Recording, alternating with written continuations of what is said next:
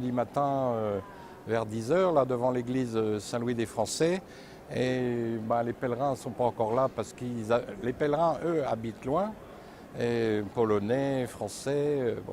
Les Italiens, c'est pour eux une fête nationale, l'équivalent du 8 mai en France. Alors chaque fois que c'est férié, ils dorment un peu tard. Donc ça nous a laissé le temps de finir de préparer ce qui est prévu pour accueillir.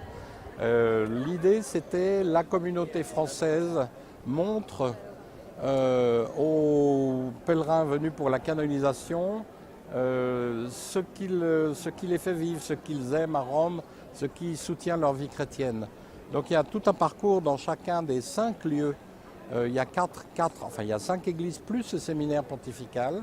Et dans chaque lieu, on a une exposition ou quelque chose à faire voir. Il y a aussi évidemment des activités comme des messes, des catéchèses, la possibilité de se confesser, et puis aussi de visiter ce qui est sur place, comme ici, la visite des Caravages, où là il y a énormément de monde. Alors il y a devant des jeunes qui sont de rencontres romaines qui expliquent un peu ce qui est à comprendre dans les tableaux des Caravages, et le sentiment religieux aussi qu'il en sort.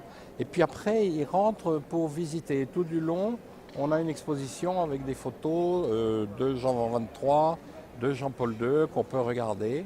Voilà, c'est une grosse organisation où il y a eu à peu près 40 personnes qui ont travaillé pendant plusieurs mois pour être prêts pour ces 3 jours.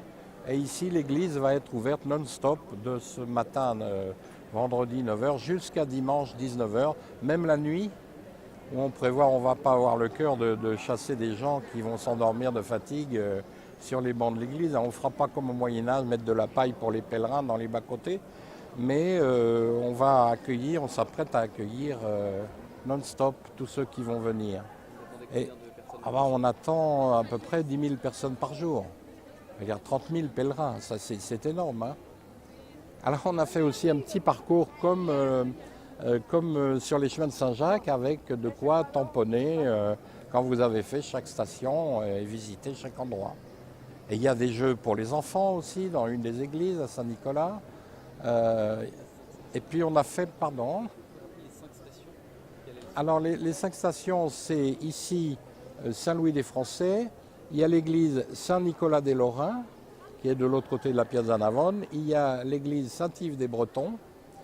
Il y a le Saint-Claude des Bourguignons. Et il y a la Trinité des Monts,